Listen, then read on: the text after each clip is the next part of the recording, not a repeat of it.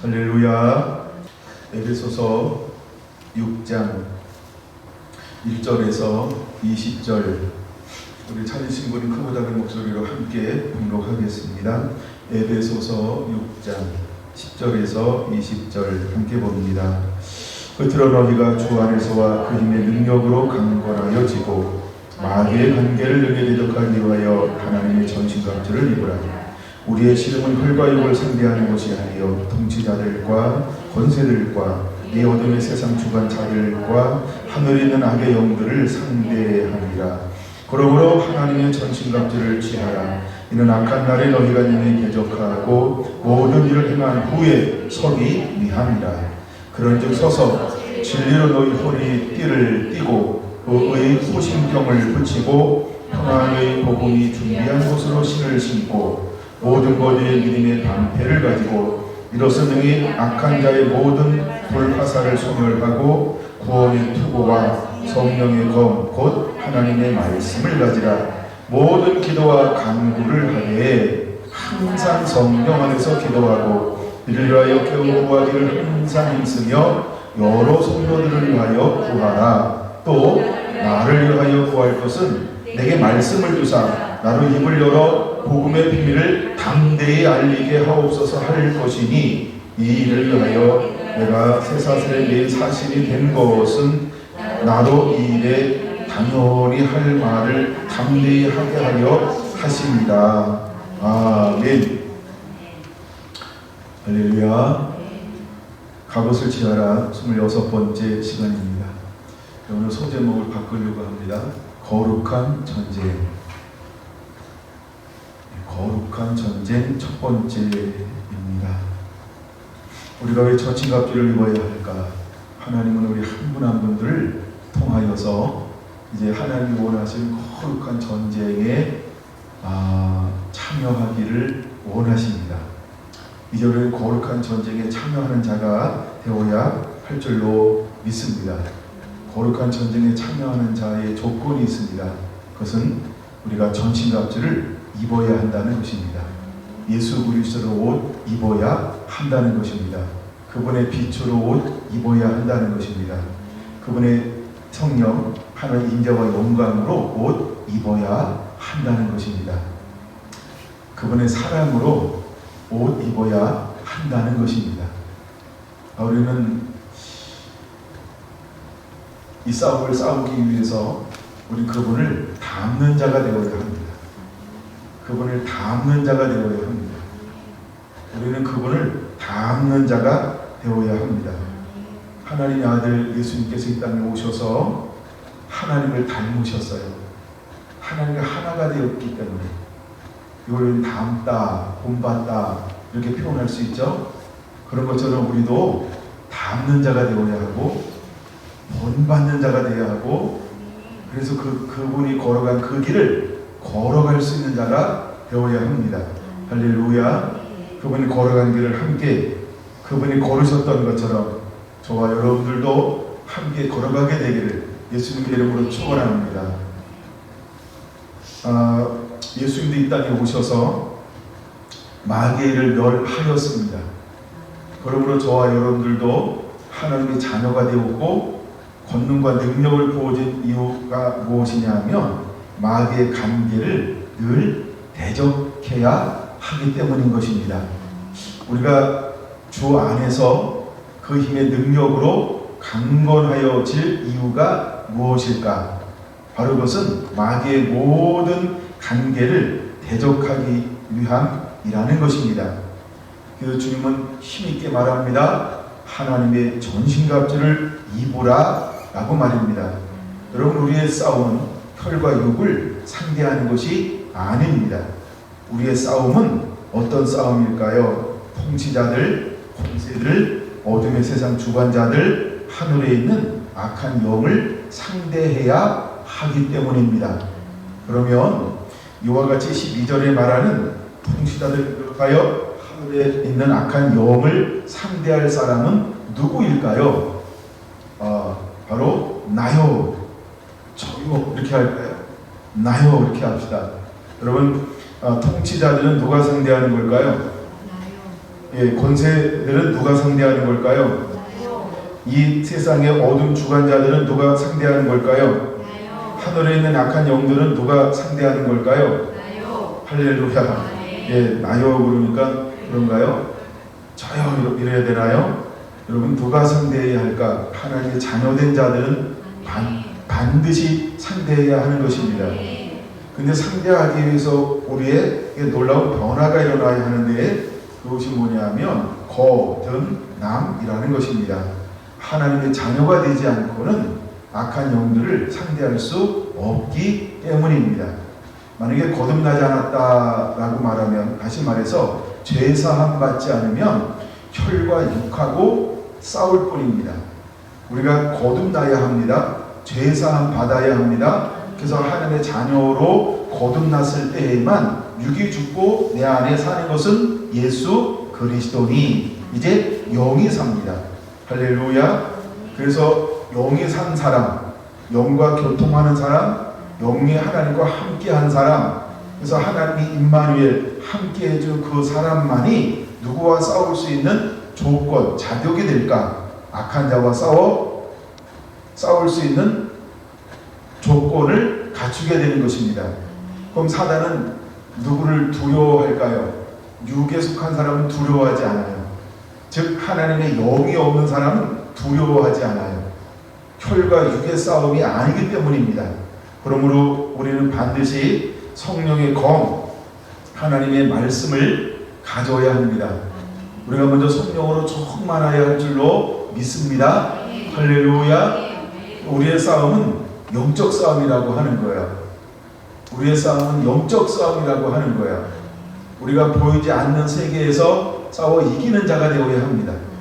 그리고 보이는 세계의 싸움에서 이길 수 있는 것입니다. 먼저 우리는 보이지 않는 영적 세계에서 싸워야 보이는 세상에서 이길 수 있는 것입니다. 그리고 그걸 믿으시기 바랍니다. 오늘은 그 부분에 대해서 좀 더 한번 나누어 보려고 합니다. 여기다 손 하나 껴놔도 되고 넘어가도 되고요. 여호수아 1장을 보겠습니다. 어디를 보자고요? 여호수아 1장으로 넘어갑니다. 여호수아 1장 1절에서 4절 먼저 볼게요. 여호와의 종 모세가 죽은 후에 여호와께서 모세의 수종자 눈의 아들 여호수아에게 말씀하여 이르시되 내 종 모세가 죽었으니 이제 너는 이 모든 백성과 더불어 일어나 이 요단을 건너 내가 그들 곧 이스라엘 자손에게 주는 땅으로 가라. 내가 모세에게 말한 바와 같이 너는 발바닥으로 밟는 곳은 모두 내가 너희에게 주었노니 곧 광야와 이 레바논에서부터 큰 강 곧 유브라데 강까지 헷 족속의 온 땅과 또 해지는 쪽 대해까지 너희의 영토가 되리라. 아멘. 할렐루야. 오늘은 그것 중에 첫 번째를 한번 다뤄보려고 합니다. 약속의 땅을 위하여 전쟁하라. 거룩한 전쟁의 첫 번째 제목을 한번 또 잡아보는 거예요. 네모 박스 1이 되겠죠? 약속의 땅을 위하여 전쟁하라 하는 겁니다. 우리가 에베소에서 하나님 우리에게 전신갑주를 입으라, 그 다음에 모든 기도와 간구로 하되 성령 안에서 기도하라, 그 다음에 나로 말씀을 두사 입을 벌려 담대함의 비밀을 알리게 하옵소서. 이것은 왜 그러는 걸까? 그 이유와 목적이 있습니다. 그 이유와 목적이 우리는 어떤 전쟁을 위하여 부름받았기 때문에, 거룩한 전쟁을 위하여 부름받았기 때문에 우리는 거룩한 전쟁을 위하여 부름받은 자입니다. 그래서 우리는 전신갑주를 옷 입어야 되는 거예요. 성령 안에서 기도하는 자가 되어야 되는 거예요. 그 다음에 하나님의 비밀한 말씀을 받아가지고 나아가는 자가 되어야 하는 거예요. 할렐루야. 이것이 바로 우리가 악한 자와 싸워 능히 이기는 자가 되기 위한 준비 조건이라는 것입니다.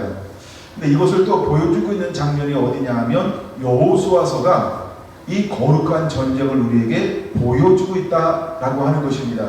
지난 시간에 약간의 맛을 좀 보여줬고 오늘은 맛을 가지고 조금 더 깊이 들어가 그 부분 중에서 한 부분을 좀 더 확대해서 여러분에게 보여주게 될 것입니다. 기대가 되십니까? 네, 기대하셔야 됩니다. 자, 네모 박스 1이라고 했어요. 약속의 땅을 위하여 전쟁하라.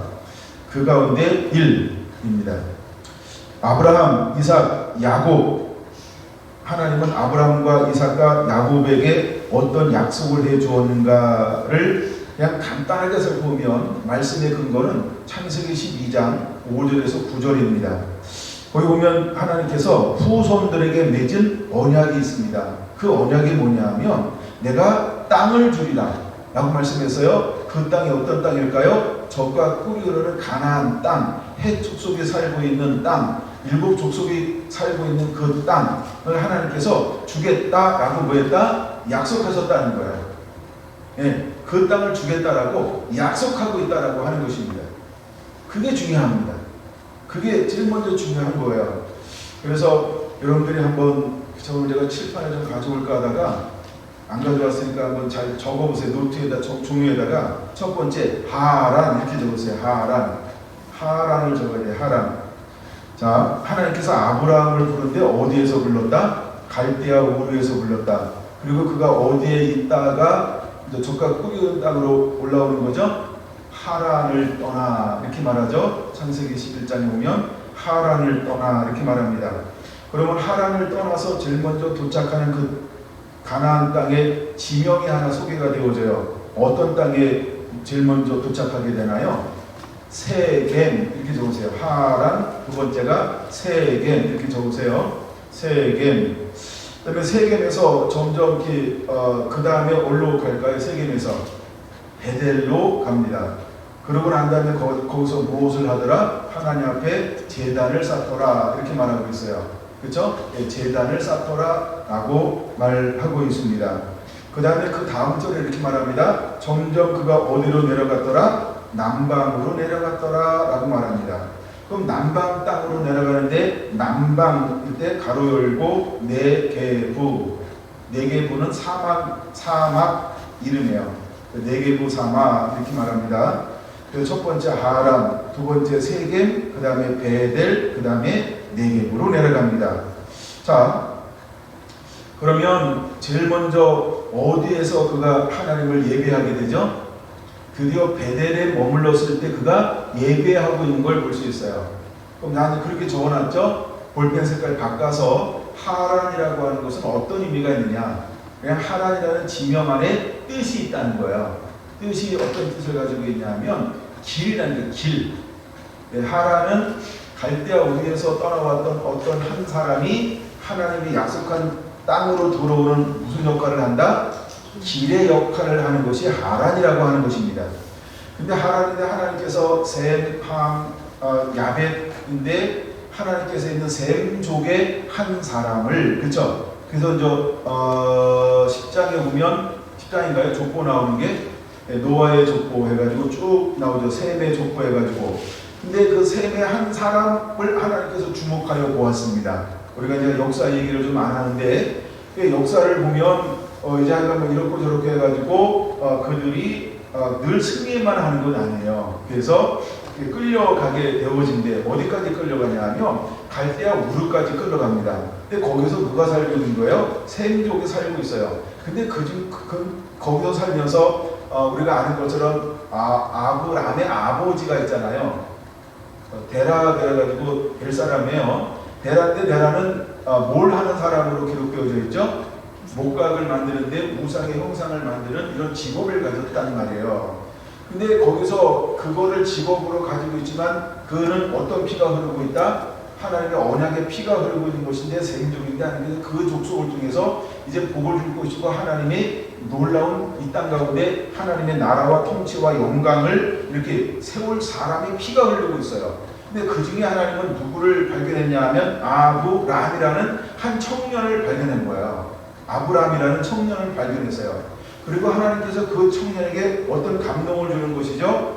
내가 지시한 땅으로 가라 라고 하는 이런 감동을 하나님이 누구에게? 아브람이라는 한 청년에게 감동을 준다는 거예요. 자, 그럼 우리가 왜 아브라함이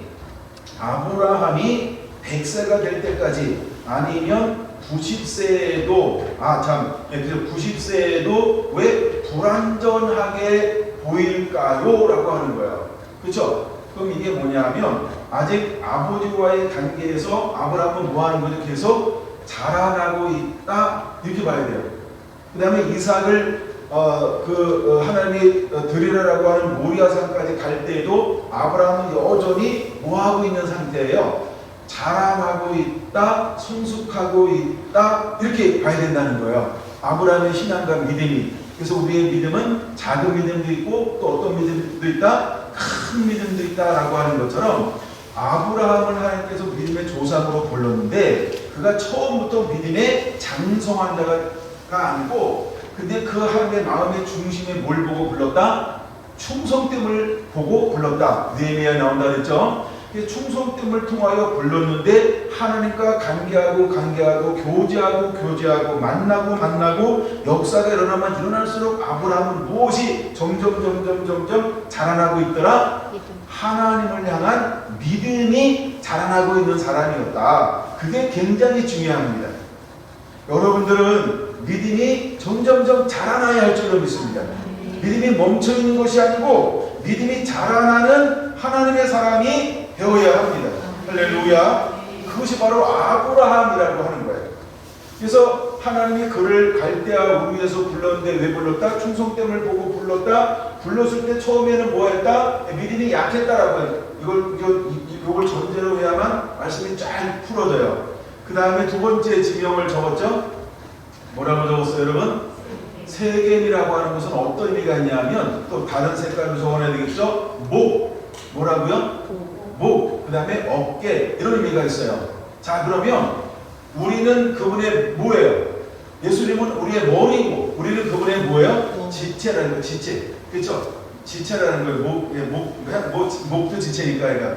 근데 세겜은 어떤 의미가 목이라고 하는 목, 어깨 이런 의미가 있어요. 그럼 목이라고 하는 거예요. 이건 뭐냐면 하나님께서 아브라함을 믿음의 이제 조상으로 불렀어요. 그럼 이게 몸이라는 거예요. 그리고 그 위에 머리는 누굴 상징하는 거예요? 그를 부르신 하나님이 우리의 머리다. 이게 신약시대에 와서는 교회가 그분의 지체죠. 그 다음에 우리의 머리는 누구예요? 예수 그리스도. 이게 우리가 에베소서 5장에 잘 나타나 있죠. 그런 것처럼 세겜이라고 하는 목의 역할을 하는 거예요. 그런 다음에 그가 어디로 내려갑니까? 세 번째 어디로 간다 그랬어요?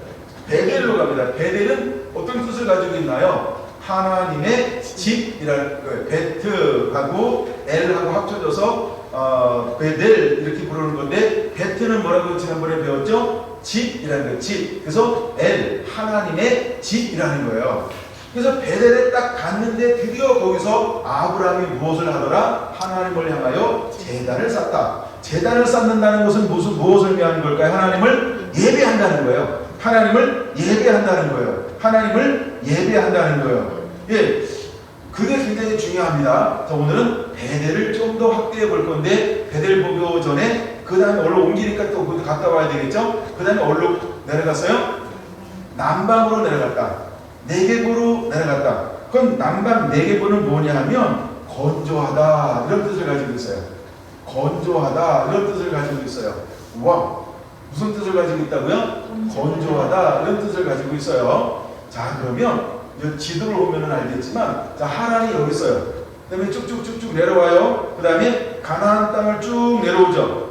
그 다음에 네게보 사막 거기에 부엘세바가 있는데 단부터 부엘세바 이거는 이스라엘 전체를 말하는 것이죠. 자, 그럼 내 발로 밟는 것을 너에게 주겠다라고 말씀을 했죠. 근데 그가 가운데 베델은 가운데 있어요.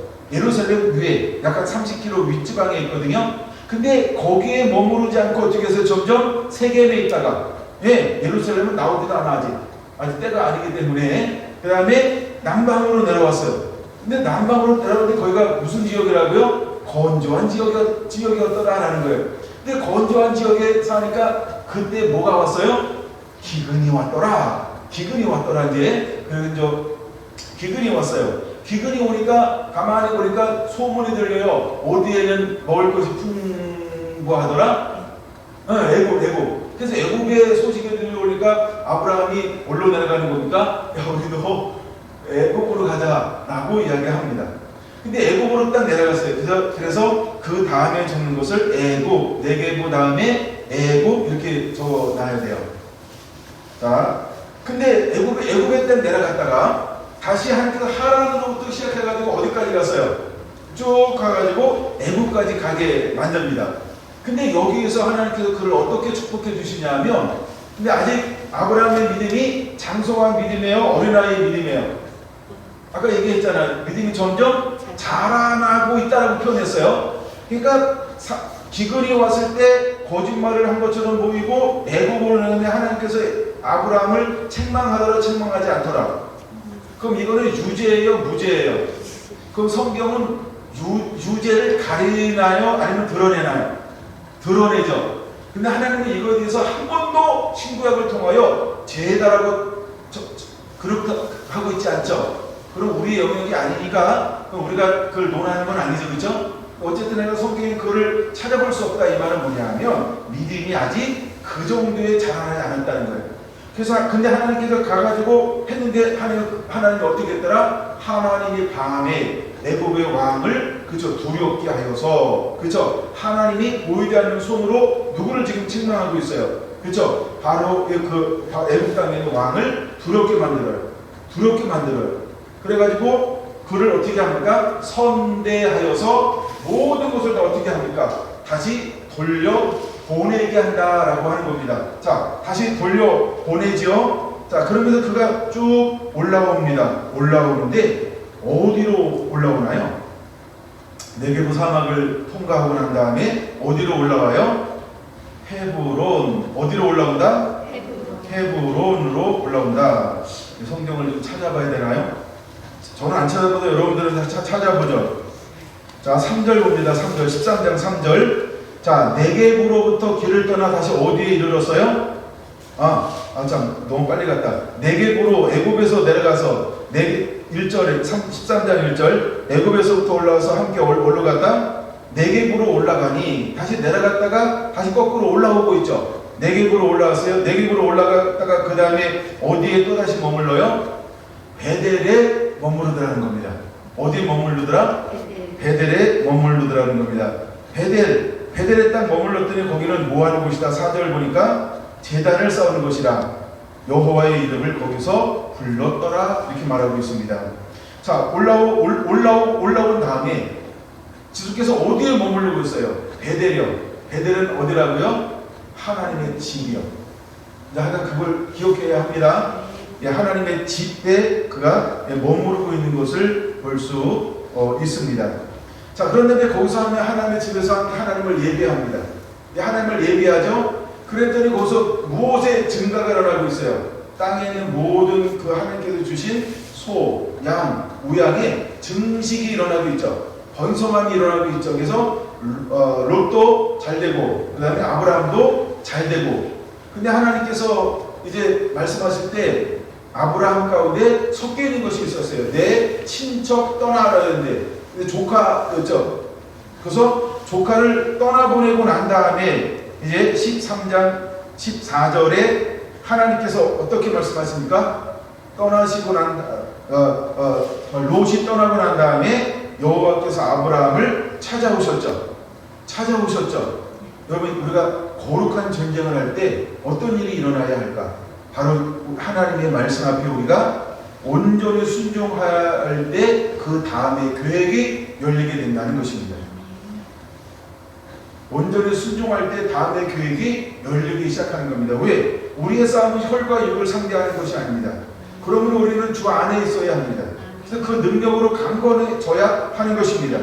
만약에 우리 안에 혈과 육이 있다라고 한다면, 즉 하나님 온전히 하나님 말씀 앞에 온전히 순종하지 아니하면 하나님의 온전함이 우리 안에 이루어질 수 없다라고 하는 걸 여기서 배워야 하는 것입니다. 왜? 우리의 전쟁은 어떤 전쟁이니까? 거룩한 전쟁이니까. 그러므로 우리는 구원의 투구를 써야 하고 의의 흉배를 반드시 붙여야 하고 진리의 띠를 띠고 평안의 복음의 신을 신고 믿음의 방패를 가지고 성령의 검고 하나님의 말씀으로 반드시 무장해야 할 줄로 믿습니다. 만약에 여러분들이 이것을 말씀을 드리면서 참고를 하기 원하면 릭조인 목사님께서 빛과 어둠의 영적 전쟁이라는 책을 다시 한번 읽기 시작하시기 바랍니다. 제가 그 책을 다시 한번 쭉 읽는데 상당히 의미가 있고 깨달아지는 것도 있어요. 아, 우리가 이렇게 준비해야 되는구나. 부분적인 것 가지고는 마귀의 불화살을 소멸할 수 없다는 것이죠. 단순히 우리가 영광만 가지고는 안 된다는 거예요. 그 외에다 무엇을 입어야 할까요? 눈이 부시지 않게 우리가 하나님에서 난 아무것도 아닙니다 라고 하는 자기 부인, 겸손하지 않으면, 겸손으로 옷 입지 않으면 배후에서 공격하는 마귀의 단계를 능히 이길 수 없다라고 하는 것입니다. 여러분, 그 책을 읽어볼 만한 가치가 있어요. 난 여러분에게 적극 추천합니다. 그래서 릭조의 목사님께서 빛과 어둠의 영적 전쟁, 그 책을 꼭 여러분들이 한번 읽어보시기를 바랍니다. 자, 그러고 난 다음에 드디어 베델에서 떠나서 어디로 옮기게 되나요? 이제 헤브론으로 옮기게 된다는 겁니다. 자, 헤브론으로 드디어 옮깁니다. 헤브론, 그 다음에 이렇게 베델 밑에다가 약간 뭐 화살표를 그리든 해서 저는 이렇게 했어요. 베델 위에다 그렇게 해서 헤브론 이렇게 적었어요. 이렇게 해가지고 헤브론으로 옮겼어요. 그러면 왜 헤브론에 거주하게 할까? 또 색깔 바꿔가지고 헤브론의 뜻이 있겠죠. 헤브론은 어떤 뜻을 가지고 있을까요? 헤브론은요, 하미루 이런 말인데, 이 말은요, 우정, 교제, 동행, 친구 이런 단어예요. 근데 가장 많이 사용하는 것을 친구라는 단어를 뜻을 많이 사용합니다. 그래서 헤브론, 하미루 그러면은 친구 이렇게 말합니다. 그래서 그 지역에 가면, 저도 그 지역에 갔다 왔어요. 거기 뭐가 있냐면 무덤이 있어요. 무덤. 아브라함과 이삭과 야곱과 그의 부인들의 무덤이 있어요. 예. 그래서 그 지역에는 친구라는 뜻을 가지고 있어요. 친구라는 뜻을 가지고 있어요. 여기 헤브론은 어떤 지역이냐면 굉장히 비옥한 땅입니다. 굉장히 비옥한 땅이에요. 그래서 땅이 좋아요. 땅이 좋다 이 말은 뭐냐면 땅에는 기름지다. 물이 풍부합니다. 비가 많이 오고, 그다음에 헤브론을 밑에 들어가면 평화가 있어요. 참 그늘고 넓은데, 나중에 여러분들 사진 한번 찾아보시면 좋을 것 같아요. 그러면 헤브론이 얼마나 아름다웠다는지를 그냥 쉽게 볼 수 있어요. 나중에 다윗이 7년 동안 왕에 대해서 다스린 지역이 어디죠? 헤브론에서 먼저 왕이 되어집니다. 그러고 난 다음에 예루살렘에 올라가서 유다 통합의 이스라엘의 왕이 되어지는 것이죠. 그게 이제 헤브론으로 올라가게 되어집니다. 네. 자, 그 다음에 여러분 잘 보세요. 이 베델이라고 하는 것을 우리가 한번 다시 봐야 됩니다. 창세기 28장에 보면 이제 야곱이 축복권을 가지고 형 에서의 낫을 피하여 도망가다가 어디에 가서 하룻밤을 머물게 되어지죠? 헤브론에서 떠나서 어디까지 가는 거예요? 네, 베델까지 올라가는 거예요. 약 한 50km 정도 됩니다. 몇 킬로? 예, 한 50km 정도 됩니다. 내가 거기를 가다가 상당히 많이 갔죠? 내가 가다가 뭐였냐면 어쨌든 베델에서 잠을 잡니다. 베델에서 잠을 자는데 거기에 어떤 일이 벌어지죠? 예, 하늘문이 열리고 천사가 오르락내리락 하는 사닥다리를 보게 되어지는 것이죠. 예, 꼭 돌베개를 메고 자야 될지 모르겠지만, 근데 하늘문이 거기서 열려지는 걸 볼 수 있어요. 거기가 뭐하는 곳이다? 하나님을 아브라함이 처음으로 예배하는 곳이다. 베델은 어떤 이름을 가지고 있다? 하나님의 집이라는 이름을 가지고 있다 라고 하는 거예요. 그럼 하나님의 집은 뭐하는 곳일까요? 하나님의 집은 뭐하는 곳일까요? 그래서 하늘에 열린 문이 있어요. 그렇죠? 천사가 오르락내리락 해요. 아브라함이 제일 먼저 제단을 쌓은 곳이기도 합니다. 그다음에 이건 굉장히 중요한데 이번에 약간 깍두기처럼 보고 넘어가야 될 부분이 뭐냐면 북이스라엘. 왜 북이스라엘이라고 부를까? 굉장히 이게 중요한 의미가 있어요. 야곱이 변화에 뭐가 됐다고요? 이스라엘이 됐단 말이에요. 이긴 자가 됐단 말이에요. 근데 남쪽은 유다라고 부르고 있고 북은 이스라엘이라고 부르고 있어요. 나중에 여러분들은 성경을 다시 한번 찾아서 충분히 묵상해 봐야 될 것이 열왕기상 아마 11장입니다. 열왕기상 11장. 이제 다윗이 타락하여서 나라를 두 나라로 이제 하나님이 갈라 놓습니다. 선지자를 통하여서 상징적인 행동을 하게 하죠. 근데 여로보암에게 하나님께서는 어떤 약속을 해줬어요? 초대 왕이 여로보암인데 여로보암입니다. 근데 여로보암은 누구의 후손이냐 하면 여호수아와 같은 지파 출신이죠. 에브라임 지파죠. 근데 그 지파가 가장 인구수가 많았어요. 근데 그 중에 누가 그 당시 족장이었을까라고 했을 때 여로보암을 뭐라고 부르고 있냐면 너는 강한 큰 용사요 이렇게 부르고 있다는 거예요. 그는 용사였다는 거예요. 그는 거룩한 전쟁을 수행하는 아주 부지런하고 신실한 그리고 충성된 하나님 앞에서 용사였다라고 하는 거죠. 그래서 하나님이 이제 이 나라를 나누는데 내가 누구한테 맡길까라고 할 때 누구한테 맡기는 거예요? 예, 여호수아가 같은 지파 출신이에요. 이제 여로보암에게 하나님이 그 이스라엘을 맡기기를 원했어요. 누구에게 맡기는 것처럼 맡기기를 원했을까요? 다윗에게 맡기는 것처럼 그에게 맡기기를 원했어요. 그래서 여로보암에게 하나님께서 뭘 요구하나요? 너는 율법을 가지고 그대로 지켜 행하라. 이걸 딱 요구합니다. 이걸 다른 말로 말하면 야 너는 전신갑주를 입어라. 이거와 똑같은 거예요. 그리고 성령 안에서 기도하고 성령 안에서 머무는 자가 되라. 그리고 나만을 섬겨서 내가 주는 비밀한 계시를 가지고 살아가는 자가 되라. 이게 여로보암에게 요구하는 거와 똑같아요. 그러니까 에베소서 6장하고 똑같다라고 하는 거예요.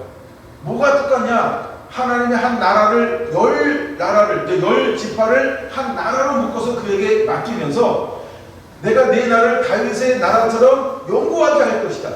자녀 후손에게 영원토록 빼앗기지 않게 할 것이다. 뭐하면 내 말을 지키면 내 말에 순종하면 하면 그렇게 하겠다라고 놀라운 계획을 가지고 있다라고 하는 거예요. 근데 여로보암이 어떻게 합니까? 하나님을 버리고 뭘 섬기기 시작해요? 그렇죠? 하나님이 가증스럽게 하는, 하나님을 질투하는 우상을 섬기기 시작하는 것입니다. 근데 하나님의 원래 계획은 뭐였어요? 나는 여로보암 너를 통하여 강한 나라, 내가 너를 강한 형사가 되겠으로 만들어서 모든 마귀의 계획과 싸워서 이기는 자가 되게 할 것이다. 이게 하나님의 계획이었습니다. 근데 그는 장로들의 말을 듣지 않고 같이 자라난 친구들의 말을 듣고 어떻게 했습니까? 더 포악스럽게, 더 잔인하게 이스라엘을 통치하기 시작했어요. 그러면서 많은 사람들이 떠나가기 시작하니까 우상을 만들고 하나님을 경욕해 만드는 것을 선택하게 되어진다라고 하는 것입니다. 여러분, 우리의 싸움은 혈과 육을 상대하는 것이 아닙니다. 그걸 깨달아야 돼요. 근데 마치 우리가 혈과 육과 싸우는 것처럼 계속 육의 감정에, 자기 자신의 욕심에, 미혹에 빠져가지고, 그래서 마귀의 관계에 빠지지 않기 위해서 전신갑주를 입지 아니하면 하나님이 여러 선지자를 통해서 여로보암에게 충분히 말씀했음에도 불구하고 그는 어떻게 했다? 자기 길을 갔더라고요. 하나님을 버리고. 저는 그 부분을 읽을 때마다 너무너무 마음이 아파요. 근데도 보세요, 여러분. 하나님이 이스라엘을 멸망시키는데 오랜 세월 동안 그에게 기회를 주는 거예요. 200년이 넘도록 그에게 기회를 주는 거예요. 하나님은 쉽게 한 나라를 멸망시키고 흩어버리지 않아요. 오랜 세월 동안 그에게 기회를 준다라고 하는 걸 우리가 깨달아야 돼요. 여러분, 하나님은 우리를 안 잊어버리고 싶은 거예요. 놓고 싶지 않다는 거예요. 하나님은 우리에게 기회를 주는 거예요. 우리가 회개하고 주님을 찾는 그런 은혜들이 우리 가운데 임했으면 정말 좋겠습니다. 그런 은혜들이 우리 안에 일어나야 할 것입니다. 요거는 약간 깍두기와 같은 것인데 좀 나눴습니다. 다시 이제 돌아와서 어디를 보냐면 베델을 봐야 됩니다. 베델을 좀 더 볼게요. 베델이 뭐 하는 곳이라고 그랬어요? 베델이 뭐 하는 곳이라고 그랬어요? 이걸 호세아서 한번 볼게요. 호세아 4장을 보면 이 부분이 너무 가슴 아픈 게 하나님이 한번 소개하고 있어요. 베델이 뭐 하는 집이라고 그랬어요? 하나님의 집이라고 그랬어요. 하나님의 집. 근데 베델이 뭐가 됐을까요? 호세아 4장 15절 봅니다. 15절 준비됐나요? 같이 읽습니다. 이스라엘아, 너는 음행하여도 유다는 죄를 범하지 못하게 할 것이라. 너희는 길갈로 가지 말며 벳 아웬으로 올라가지 말며 여호와의 사심을 두고 맹세하지 말지어다. 이스라엘 하면 16절의 이스라엘은 17절의 에브라임이나 이스라엘이나 똑같은 거예요. 에브라임 지파를 말하는 거고, 우상과 연합하였으니 버려두라. 그 하나님을 떠난 것들을 말하죠. 근데 그냥 떠난 게 아니고 12절에 보니까 뭐냐 하면 음란한 마음이 미혹되어 하나님을 버리고 음행하였음이니라. 그러니까 마귀의 관계가 이스라엘의 수많은 사람들을 뭐 한 거예요? 마귀의 관계를 등이 대적하지 못하고 넘어진 지파가 어디다? 이스라엘이라는 거예요. 북이스라엘이라고 하는 거예요. 그래서 그 부분을 보면 너무나 안타깝다는 거죠. 근데 결국 하나님의 집이 뭐가 됐다? 15절에 보니까 벳아웬 이렇게 말하고 있어요. 베델이 변화해서 뭐가 된 거예요? 벳아웬으로 변화됐어요. 여러분 자료를 찾아보면 벳아웬은 뭘 말하는 걸까요? 벳아웬은 뭘 말하는 거예요? 우상 숭배의 집 이렇게 적어놓으세요. 하나님의 집이 하나님을 떠나니까 마귀의 간계함을 받으니까 어떤 집으로 변화가 됐어요? 우상의 집으로 변화가 되었다라고 하는 것입니다. 그럼 우상의 집이 거룩한 전쟁을 할 수 있을까요? 마귀의 간계를 대적하기 위하여 하나님의 전신갑주를 입지 아니하면 마귀와 싸울 수가 없다는 거예요. 뭐 이런 싸움을 할 수가 있겠죠. 육과 혈과의 싸움은 싸울 수 있어요. 많은 교회들이 싸운다? 그건 벳아웬이 베델이 아니에요. 우리 교회는 싸우지 않아서 너무 감사해요. 여러분, 우리 교회 싸우려고 하는 사람이 아무도 없었으면 좋겠습니다. 자중질환을 일으키지 않게 되길 바랍니다. 왜냐하면 우리의 싸움은 자중질환, 우리끼리 싸우는 거 아니에요. 우리의 싸움은 영적 싸움이어야 합니다. 마귀와의 싸움이어야 합니다. 아멘. 이럴 때 아멘 하셔야 돼요. 이럴 때 생각하는 사람은 이상해요. 이런 거 생각하는 게 아니고요. 아멘 하는 겁니다. 자, 유튜브 앞에서도 아멘 하고 계시죠? 우리의 싸움은 혈과 육이 아닙니다.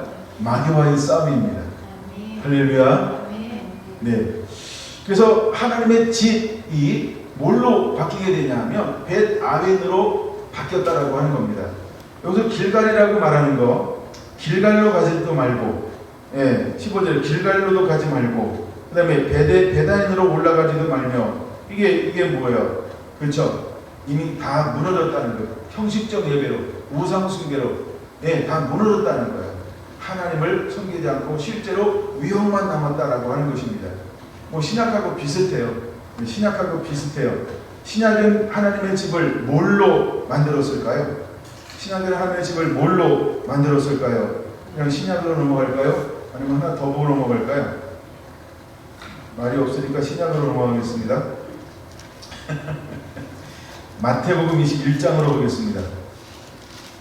마태복음 21장으로 하나만 볼게요. 12절부터 보겠습니다. 마태복음 21장 12절 준비됐나요? 예수께서 성전에 들어가사, 어디 들어가셨어요? 성전에 들어갔어요. 그럼 구약으로 말하면 지금 어디 들어간 거예요? 베델, 하나님의 집으로 들어갔죠. 실로가 뭔지 아시죠? 실로가 뭔지 아시죠? 법궤가 안치된 곳, 그러니까 성전이라는 거겠죠? 법궤가 안치된 곳입니다. 근데 실로도 가지 말고 베델로도 올라가지 말고 벳아웬이 되었기 때문에 가지 말라는 거예요. 그럼 예수님 시대 때는 실제로 어땠을까? 이 시대는 헤롯 성전이죠? 근데 이거 성전인데, 성전은 뭐 하는 곳이에요? 하나님의 집, 기도하는 집, 하나님을 예배하는 집, 하나님을 섬기는 집. 근데 그 집이 어떤 집으로 변화가 되었을까요? 자, 그걸 보여주고 있는 게 마태복음 21장 12절이라는 겁니다. 예수께서 성전에 들어가서 성전 안에서 매매하는 모든 사람들을 내쫓으시며 돈 바꾸는 사람들의 상과 빌기 파는 사람들의 의자를 둘러 엎으시고 같이 읽습니다. 그들에게 이르시되 기록된 바 내 집은 기도하는 집이라 일컬음을 받으리라 하였거늘 너희는 강도의 소굴을 만드는도다 하십니다. 내 집은 기도하는 집인데 내 집은 기도하는 집인데 그들이 뭐의 소굴로 만들었어요? 강도의 소굴. 거기다가 적어놓으셔야 돼요. 뭘 적어놔야 돼요? 호세아 4장 15절.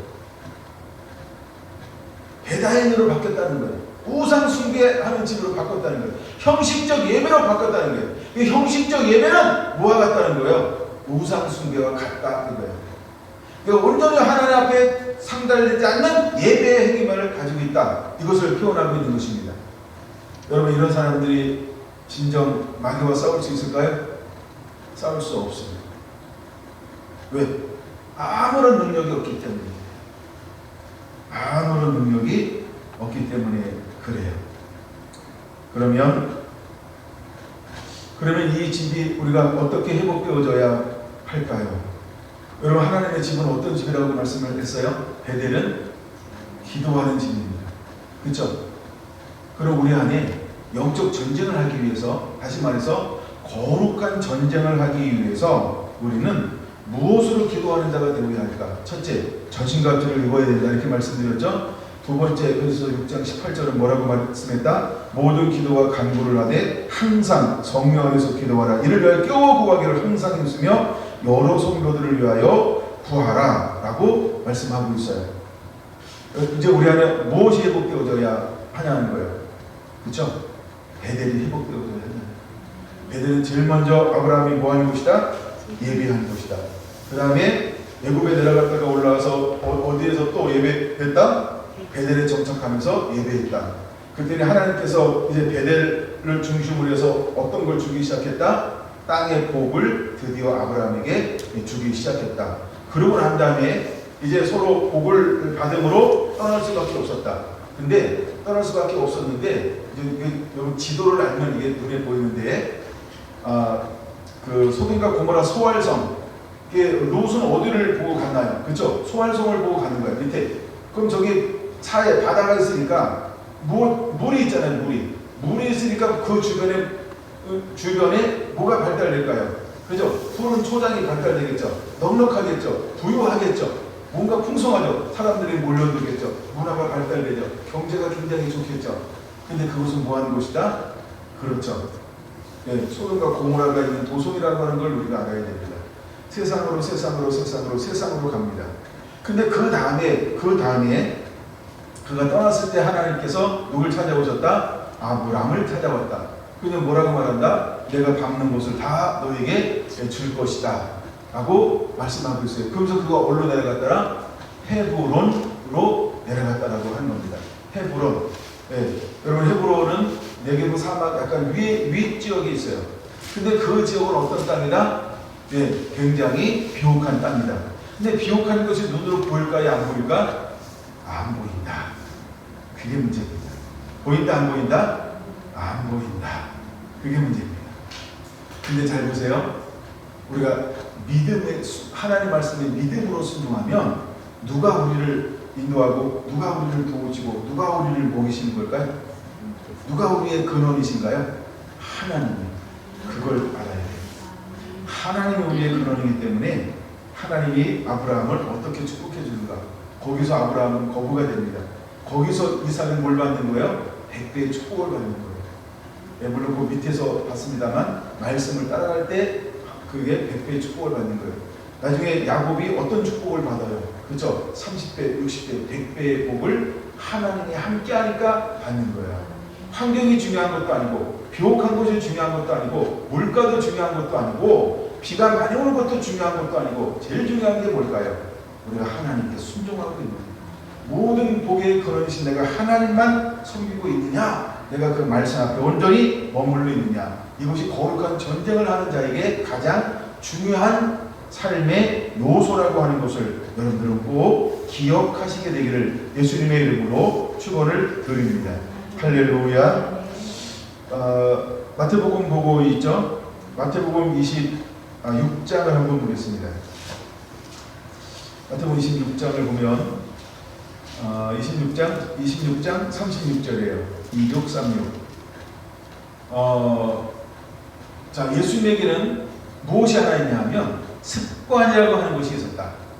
근데 습관이라고 하는 것이 하나 있었는데 그는 늘 가서 무엇을 했냐라고 하는 것입니다. 무엇을 하셨어요? 그 마지막 순간에, 아니면 어쩌면 결정적인 순간에 예수님은 무엇을 택하는가요? 그럼 예수님은 범사에 무엇을 택하는가요? 베델을 택한다는 거예요. 누구처럼? 아브라함처럼. 그래서 베델은 뭐라고 그랬어요? 하나님의 집. 그럼 하나님은 하나님의 집이 무엇이 된다라고 이사야에서 말씀을 하고 있나요? 내 집은 만민이, 이사야 56장에 있죠. 내 집은 만민이 기도하는 집이요, 그렇게 말하고 있죠. 내 집은 만민이 기도하는 집이요 라고 말하고 있죠. 그런 것처럼 예수님은 늘 어디에 머물러요? 기도하는 곳에. 근데 우리가 왜 기도해야 할까? 왜 우리가 열린 하늘의 문이 있는 그곳으로 나가야 할까? 여러분, 예수님께서는 겟세마네 동산에 올라가서 제자들에게 무엇을 요구하고 있나요? 무엇을 요구하고 있나요? 첫째, 시험에 들지 않게. 두 번째, 깨어 기도하라. 41절은 그렇게 말씀합니다. 왜 우리가 거룩한 전쟁을 하는 데 있어서 제일 먼저 중요한 게 뭘까? 하나님을 의지하는 것. 그럼 하나님을 의지하는 것의 대명사가 뭘까? 첫째, 전신갑주를 입어야 한다는 거예요. 그냥 그분으로 옷 입는 거예요. 그분으로 옷 입는 거. 그분으로 옷 입는 게 뭘까요? 이걸 다른 말로 말하면 그대로 순종하는 거예요. 여러분, 구원의 투구, 의의 흉배이 전부 우리가 착용하는 것 자체가 뭐냐면 순종이라는 것입니다. 그런데 그것을 순종하고 난 다음에 두 번째 무엇을 해야 하냐? 성령 안에서 모든 기도와 간구로 하나님 앞에 소원을 아뢰는 자가 되어야 한다는 것입니다. 하나님은 그에게 무엇을 부어줄까요? 예, 하나님의 비밀한 것들을 부어줘서 그것을 선포하는 자로, 영적 싸움, 전쟁하는 자로 그를 사용하시게 될 거라는 겁니다. 이건 이거 다음 시간에 좀 보여줄 겁니다. 하나님께서 여호수아가 이제 1장부터 12장까지를 뭐라고 분류할 수 있냐면 7년 동안 그 땅을 전쟁을 합니다. 31개의 왕들을 전부 이제 점령을 해버립니다. 근데 그때 여호수아의 전쟁에 원리가 있어요. 그 원리가 뭘까요? 하나님은 명령하시고 여호수아는 순종하고. 여호수아는 늘 무엇을 묵상하고 있어요? 여호와의 말씀, 율법을 묵상하고 그 가운데 기록한 대로 다 지켜 행하고. 할렐루야. 그래서 거기에 중요한 원리는 여호수아는 하나님께서 명령하신 그대로 뭐 했더라? 순종했더라. 그게 결론입니다. 그게 여호수아의 결론이에요. 네, 그게 여호수아서의 결론입니다. 미래 한번 볼까요? 굉장히 재미있기도 합니다. 여호수아가 온전히 하나님 앞에 순종할 때 하나님은 그에게 뭘 가져다 주냐면 11장 여호수아 11장 15절 한번 보겠습니다. 여호와께서 그 종 모세에게 명령하신 것을 모세는 여호수아에게 명령하였고 여호수아는 그대로 행하여. 같이 읽습니다. 여호와께서 모세에게 명하신 모든 것을 하나도 행하지 아니한 것이 없었더라. 15절에 별표 하나 해놓으세요. 이게 싸움 승리에 보이지 않는 영적 원리라는 것입니다. 그러면 여러분 잘 보세요. 이 전쟁을 여호수아가 싸웠을까요? 하나님이 싸웠을까요? 하나님이 싸웠습니다. 누가 싸웠다? 하나님이 싸웠다라고 하는 것입니다. 그럼 하나님이 싸우는데 하나님께서 무엇을 보내서 싸웠을까요? 이거는 마지막 장에 소개가 됩니다. 24장입니다. 여호수아 24장 12절. 여호수아 24장 12절. 무엇으로 싸워서 이겼을까? 보세요. 내가 왕보를 너희 앞에 보내어 그 아모리 족속의 두 왕을 너희 앞에서 쫓아내게 하였나니 너희의 칼이나 너희의 활로서 이같이 한 것이 아니며 라고 말합니다. 하나님께서 어떻게 했다라고요? 왕보를 보냈다. 그 왕보이 뭘까? 여러 자료를 찾아봤는데 이것은 초자연적인 영역이다. 아무도 왕보이 무엇인지 모른다. 그러나 하나님의 초자연적인 방법으로 하나님이 싸우신 것이다. 여호수아 5장 이제 그 여리고성을 내려가기 전에 누구를 만나나요? 누구를 만나나요? 5장에서 여호와의 군대 장관. 그러면 여호와의 군대 장관을 만나는 이유는 뭘까? 이게 누구의 싸움이라는 거예요? 하나님의 싸움이라는 거예요. 하나님의 말씀하신 언약을 성취하고 지킬 거예요. 그럼 이스라엘 백성들은 무엇만 해야 할까요? 여호와의 말씀을 지하며 묵상하여 그 가운데 기록한 다 지켜 행하며 좌로나 우로나 치우치지 말라. 그러면 내가 한 모든 일이 다 형통하리라. 그럼 오늘날 거룩한 전쟁에 임하는 우리가 해야 될 것이 있습니다. 그게 뭘까요? 순종이다. 우리는 이게 필요합니다. 우리가 싸우는 거 아닙니다. 다음 시간에 볼 겁니다만 어떻게 싸울까요? 내 손에 붙여, 내 손에 붙여, 내 손에 붙여, 내 손에 붙여. 여러분들이 시간 있으면요 전부 찾아보세요. 여호수아서만 하나님의 손에 붙여, 손에 맡겨. 두 가지로 나와요. 손에 붙여, 손에 맡겨. 저는 뭐 다 체크를 해놨어요. 근데 손에 붙여, 그러니까 뭐 싸우려고 하면 하나님의 손에 붙여요. 그래서 올라가라. 그때 중요한 겁니다. 하나님은 손에 붙였어요. 그럼 우리가 해야 될 일은 뭘까요? 순종하는 것입니다. 그러면 하나님께서 너희가 칼로 한 것도 아니고 너희가 활로 한 것도 아니고 무엇으로 했다? 아까 여기 24장 뭐라고 말하고 있어요? 12절에 내가가 누굴까요? 여호와 하나님이에요. 왕보를 너희 앞에 보내어 그들을 다 하나님 이기게 했다는 거예요. 그럼 잘 보세요. 여호수아가 싸웠나요? 여호수아는 군대 장관입니다. 그렇죠? 여호수아는 용맹한 자입니다. 근데 그가 싸운 거 아닙니다. 누가 싸운 걸까요? 여호수아는 순종만 한 겁니다. 이스라엘 백성들은 순종만 했습니다. 근데 누가 싸웠나요? 그렇죠? 여호와 하나님께서 왕보를 보내요. 왕보를 뭐라 그랬어요? 초자에 찍은 왕보로. 할렐루야. 여러분, 우리가 왜 전신갑주를 입어야 할까요? 우리가 왜 전신갑주를 입어서 싸우라고 하는 거 아닙니다. 이거는 세 가지 중에 하나라고 하는 걸 깨달아야 돼요. 제가 지난 시간에 이렇게 말씀드렸죠? 전신갑주 입고 싸우는 것이 아니고 전신갑주를 입어야만 하는 겁니다. 그 다음에 두 번째, 뭘 가져야 된다? 예, 성령 안에서 기도하는 법을, 기도하는 사람, 그 다음에 뭘 해야 된다? 예, 하나님의 비밀인 그 말씀을 가지고 있는 자가 되어야 한다. 이것이 전사입니다. 전사는 세 가지를 겸비하고 있어야 마지막 때에 쓰임받는 하나님의 전사라고 하는 겁니다. 그럼 이 전사를 통하여 하나님께서는 무엇을 하실까? 그거를 보여주고 있는 것이 여호수아서라고 하는 겁니다. 그럼 이제 우리가 여호수아가 어떤 역할을 하는지 그거를 알아야 돼요. 이제 마음이 급해서 정보를 흘리고 있는 거 지금 하나만 가르쳐준다고. 그럼 여호수아는 뭘 보여주는 거예요? 자, 모세가 죽었으니 이게 시작이죠. 여호수아 1장 2절. 모세가 죽었어요. 그러니까 너는 일어나 가라 이렇게 말하고 있어요. 여러분, 한 세대가 전 세대는 죽어야 합니다. 그럼 모세는 왜 죽어야 할까요? 모세는 왜 죽어야 할까요? 잘 생각해 보세요. 제가 오늘 묵상하다가, 자 보세요. 여호수아가 체력이 세했나요? 체력이 한계가 왔나요? 아닙니다. 그건 노쇠하지 않았어요. 기운이 빠져 죽은 게 아닙니다. 그렇죠? 기력이 있는데 기운이 있음에도 불구하고 그냥 여호수아에서 하나님이 그를 걷어가는 거예요. 뭐가 문제일까요? 왜 가나안 땅을 못 들어갈까요? 왜 그 거룩한 전쟁을 하는데 하나님이 그를 사용하지 못할까요? 그게 중요합니다. 뭐가 손상된 걸까요? 굉장히 중요한 비밀이에요. 하나님의 거룩함이 손상됐어요. 이거 우리가 전신갑주를 입어요. 전신갑주를 머리부터 구원의 투구부터 쭉 입었어요. 근데 이것 중에 뭐가 손상됐다? 뭐가 손상됐다? 성령의 거부, 하나님의 말씀을 가지라. 믿음의 방패로 사단의 불화살을 막고 하는데 이미 모세는 뭐에 상처를 받았어요? 그렇죠? 내가 하려고 한 자기 의가 드러났어요. 예, 자기가 드러나 버리고 말았단 말이에요. 내가 드러나는 동시에 뭐가 손상되는 걸까요? 전신갑주가 손상이 일어난 거예요. 즉 거룩함이 손상이 됐어요. 하나님의 영광이 손상이 됐어요. 그래서 그는 무엇을 할 수 없는 거예요? 거룩한 전쟁에 하나님이 그를 참여시킬 수가 없어요.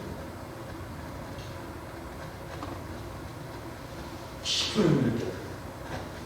우리가 말씀에 불순종하고 혈기가 살아있고 내가 살아있으면 거룩한 전쟁에 절대로 하나님 참여시키지 못합니다. 잘 보세요. 두 번째 성에서 이기나요 지나요? 왜 질까요? 거룩함을 손상했기 때문에 지는 겁니다. 사람을 손상시키면 하나님이 함께 한다 할지라도 그 전쟁은 질 수밖에 없어요. 이제 마지막 때 하나님께서 우리에게 왜 전신갑주를 취하라고 말하고 빛의 갑오신 예수를 왜 우리라고 말하고 있을까?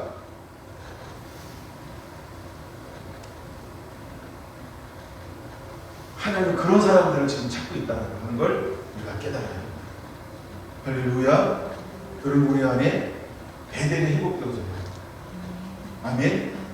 먼저 우리가 전신갑주를 취하여 있기 전에 전신갑주를 취하여 있고 우리 안에 무엇이 회복되어져야 할까? 성령 안에서 성령으로 기도하는 법이 회복되어져요.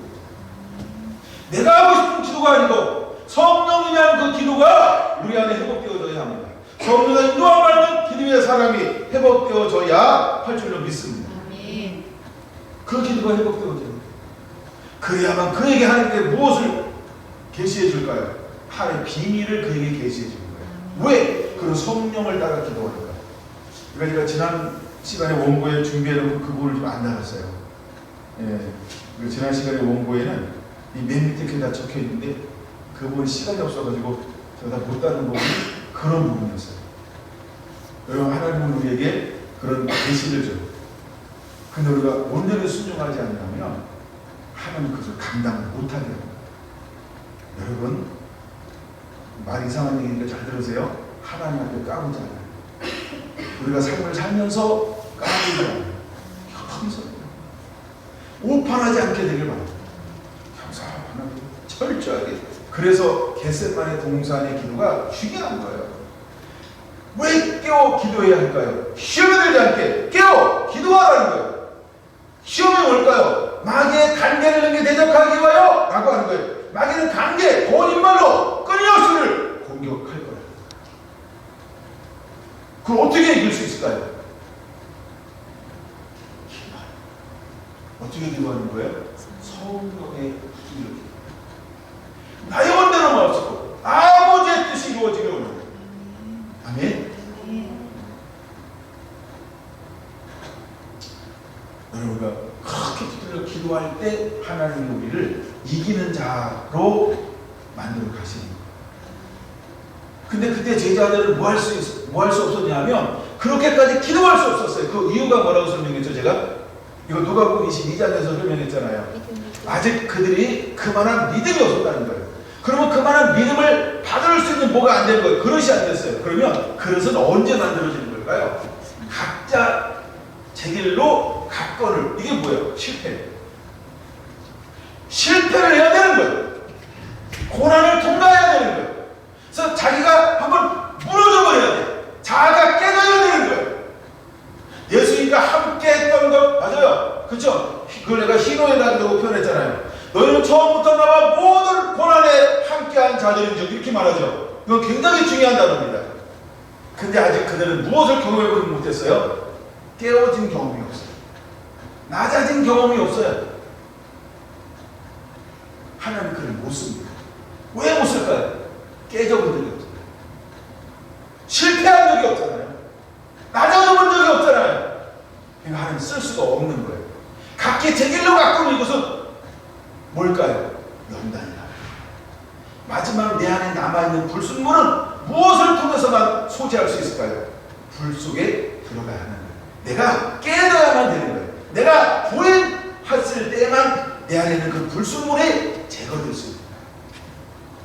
근데 예수님께 부름받고 난 그 이후에 그들은 계속해서 뭐가 남아있어요? 나라고 하는 게 남아있잖아요. 마지막 누가 녹느냐 이 싸움 했다 그랬죠? 누가 녹느냐 그랬더니 두 사람만 엄마 치맛바람이니까 엄마 좀 도와줘 이거 도와주는데 다른 제자들은 계속 뭐하더라? 이러고 있었잖아요. 그놈 야, 그 사람이었어요. 근데 그들이 각기 제 길로 가는 그 뭐예요? 깨어지며 그러고 난 다음에 주님께서 이건 요한복음으로 넘어와서 뭐라고 말해요? 내가 나를 다른 사람보다 더 사랑하느냐? 라고 묻는 거예요. 그러니 뭘 경험한 거예요? 깨어짐. 내가 할 수 없는 걸 아는 거예요. 내가 할 수 없는 걸 아는 거예요. 그러니까 뭐라고 고백합니까? 주께서 하십니다. 네, 자신 있어요. 이렇게 대답하지 않아요. 그쵸?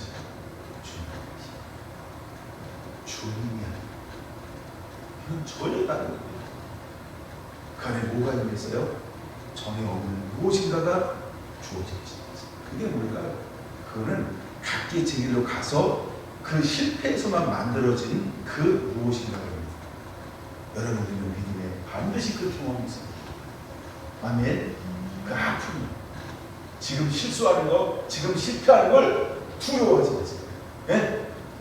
내 탓이요. 그럴 필요 없어요. 지금 수없이 넘어지는 거, 그거 괜찮아요. 예? 그거 괜찮아요. 그러나 주님이 우리를 문제를 쓰려고 할 때 그때 넘어지는 게 문제예요.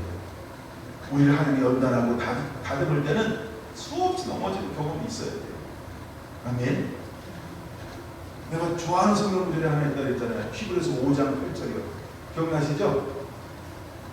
예수님이 하나님의 아들이심에도 불구하고 뭘 통해서 순종을 배운다고요? 고난을 통하여 순종을 배워요. 야, 난 이 말이 깨달아질 때요. 너무너무 깨달았어요. 하나님의 아들이신 예수님도 하나님의 순종을 가르치고 싶은데, 야, 순종을 이렇게 한 거다니? 알았지? 꽃밭에서 가르치지 않았어요. 온실에서 가르치지 않았어요. 하나님의 아들이신 예수님도 순종을 가르치는데 어디에서 가르쳤다고요? 고난 속에서. 수없는 고난 속에서. 여러분, 실패를 통해서. 아멘. 왜 예수님은 알고 다 아시는데도 불구하고 제자들을 이끌고 올라가셨다? 겟세마네 왜 올라가셨을까요? 그리고 돌려주만큼 가서 한시 기도했어요. 야, 시원하게 기도하자니? 또 왔어요. 야, 기도하자니? 또 가서 기도했어요. 야, 시원하지 않게 깨워 기도! 같이 하자니까 또 기도하고 있어요. 뭐가 약하다고요? 육신이. 그리고 더 중요한 게 있어요. 아직 이 제자들은 자기 때가 아니에요. 그러니까 자기 때가 아니라 그걸 모르는 거예요. 영적으로 아무리 가르쳐주는데 몰라요. 우리가 아무리 옆에서 먹으라 진성찬 차려놔도 누가 이렇게 맛있게 먹겠어요? 내가 뭘 해야 맛있게 먹어요? 네? 호박죽도 뭘 해야 맛있을까요? 네? 된장국도 뭘 해야 맛있을까요? 시래기국도 뭘 해야 맛있을까요? 네? 모두도 뭘 해야 맛있을까요? 두부를 좋아해요. 뭘 해야 맛있을까요? 그렇죠? 내가 배고파요. 네? 그러면 뭐예요? 내가 먹기 싫은 걸 줘도 다 먹어요. 그쵸? 배부르니까 내가 먹고 싶은 건 먹죠. 변호사님. 먹지 못하는 게 많아서. 그게 무장한 얘기고요. 우리가 배고파요. 영적인 배고픔이 일어나게 됩니다. 거룩함에 대한 배고픔이 일어나게 되기를 원합니다. 예. 시험에 들지 않게라고 하는 겁니다. 그 26장 마태복음 26장 41절에 보면 예수님은 그들을 향하여 뭐라고 말씀하고 있냐면 마음은 온유로되 뭐가 약하다고요? 육신이 약하니 이렇게 말하고 있어요. 아니 예? 마음은 온유로되 육신이 약한 거예요. 육신이 아직 마음하고 육하고 따로 노는데 육을 마음의 통제가 안 되는 거예요. 뭐가 없어서 그런 걸까요? 이게 로마서 7장 8장을 보면 뭐가 없는 거예요? 육신의 법만 있지 뭐가 없어요. 아직 성령의 법에 그런 영향받지 않고 있기 때문에 예수님을 따라다녔다 할지라도 성령의 법으로 성령으로 이끌림 받지 않으면 안 된다. 우리가 내 노력 내가 한다고 안 돼요. 내가 마음 먹는다고 되는 거 아닙니다. 성령의 법, 성령이 나를 인도해 주셔야만 예수님처럼 깨워서 시험되지 않게 깨워 기도할 수 있는 거예요. 이제는 우리는 베델되게 회복되어졌을 때 약속의 땅을 위하여 거룩한 전쟁을 수행할 수 있게 될 것입니다. 사도행전 1장으로 한번 넘어가 볼게요. 말씀 마지막 부분입니다. 사도행전 1장으로 넘어가 보려고 해요. 사도행전 1장 4절에서 8절까지 사도와 함께 모이사 그들에게 분부하여 이르시되 예루살렘을 떠나지 말고 내게서 들은 바 아버지께서 약속하신 것을 기다리라.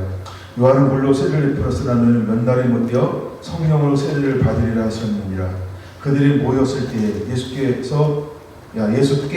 여쭈어 이르되 주께서 이스라엘 나라를 회복하심이 이때니까 하니 이르시되 때와 시기는 아버지께서 자기의 권한에 두었으니 너희가 알 바 아니요 오직 성령이 너희에게 임하시면 너희가 권능을 받고 예루살렘과 온 유대와 사마리아와 땅까지 이르러 내 증인이 되시리라 하시니라.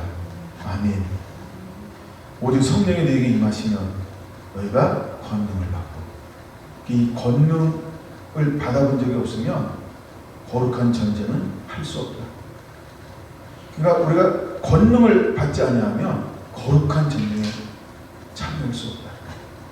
즉 성령에 이끌리지 아니하면 거룩한 전쟁에 할 수 없다는 거예요. 그래서 여러분, 구원의 투구, 의의 흉배, 진리의 허리띠, 평안의 복음, 믿음의 방패, 성령의 검, 이건 전부 무엇인가요? 성령 안에서 주어지는 거예요. 성령 안에서 주어지는 거예요. 여러분, 우리는 그것으로 무장해야 합니다. 성령 안에서 풀어지는 그 말씀, 그걸 저는 요한복음 16장에서 인용하고 싶었던 거예요. 12절, 13절. 요한복음 16장. 진리의 성령이 내게 오시면 우리를 진리 가운데로 인도할 것이라는 거예요. 성령 안에서만 전신갑주를 입을 수 있다. 여러분, 전신갑주는 예수 그리스도예요. 전신갑주는 빛이에요. 전신갑주는 성령님이세요. 성령님이 임할 때 구원 투구가 제대로 이제 그 역할을 감당할 수 있는 거예요.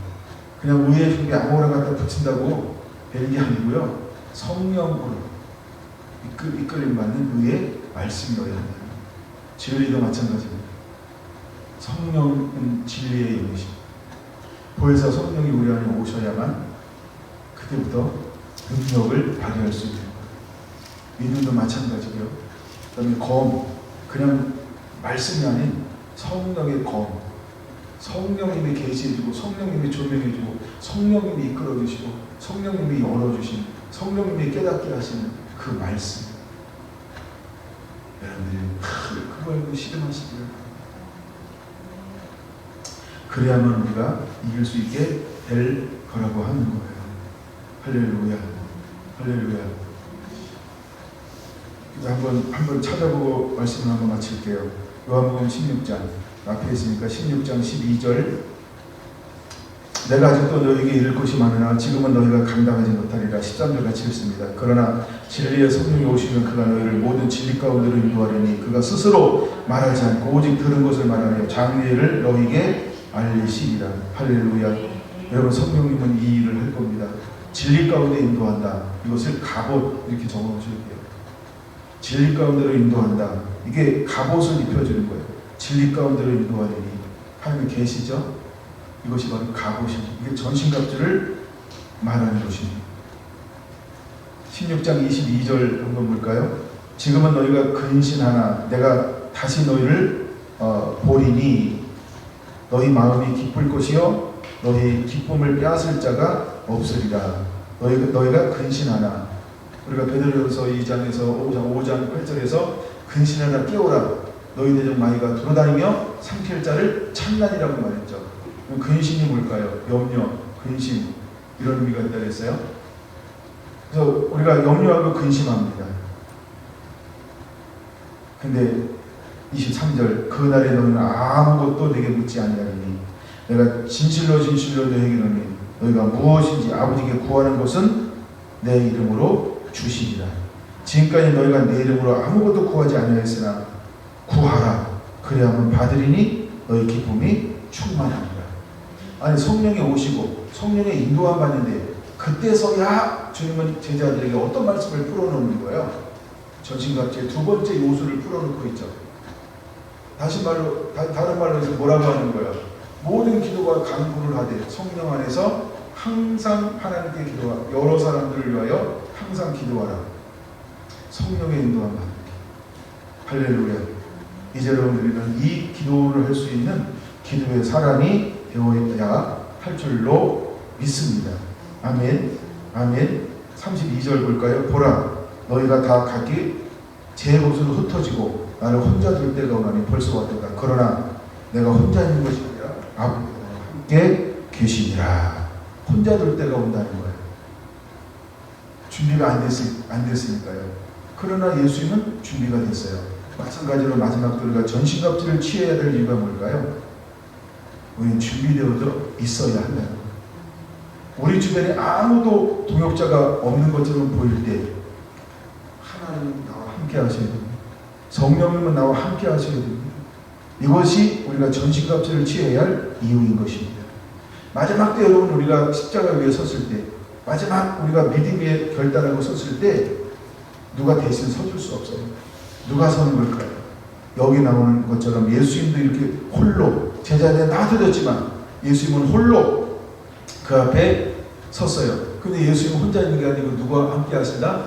아버지와 그와 함께 하시는 것처럼 여러분 우리도 그런 사람이 되어야 합니다. 여러분 하나님의 기쁨이 되어야 합니다. 예수님의 기쁨이 되어야 합니다.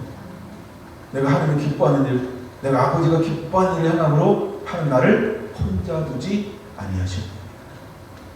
여러분과 그런 믿음의 용사가 되어야 할 줄로 믿습니다. 우리는 33절 때문에 가장 안전한 거죠. 우리가 33절 때문에 거룩한 영적 전쟁을 마음껏 여호수아처럼 할 수 있게 되는 것입니다. 33절 같이 읽습니다. 이것을 너희에게 이르는 것은 너희로 내 안에서 평안을 누리게 하려 함이라. 세상에서는 너희가 환난을 당하나 담대하라. 내가 세상을 이기었노라. 할렐루야. 여러분 예수님께서 이긴 것 우리 보고 뭐하라고 하는 거예요? 야, 너 가서 추수해, 취해. 난 내가 필요하단다. 하나님 이렇게 말씀하는 거예요. 그래서 우리는 전신갑주를 입어야 되는 거예요. 이건 거룩한 전쟁이기 때문에 그렇습니다. 여러분 여호수아 24년밖에 안 돼요. 제가 여호수아를 은혜 받고 난 다음에 다시 계속 읽고 있어요. 계속 읽고 있는데 하나 보이는 게 분명합니다. 여호수아가 안 싸워요. 누가 싸워요? 하나님이 앞서가서 싸웁니다. 그 단어가 뭐냐면 내 손에 붙였다. 내 손에 붙였으니 내 손에 넘겼으니 그 단어만 쭉 찾아보세요. 그냥 그들은 올라가기만 하면 그들이 그냥 다 맥없이 흩어진 거예요.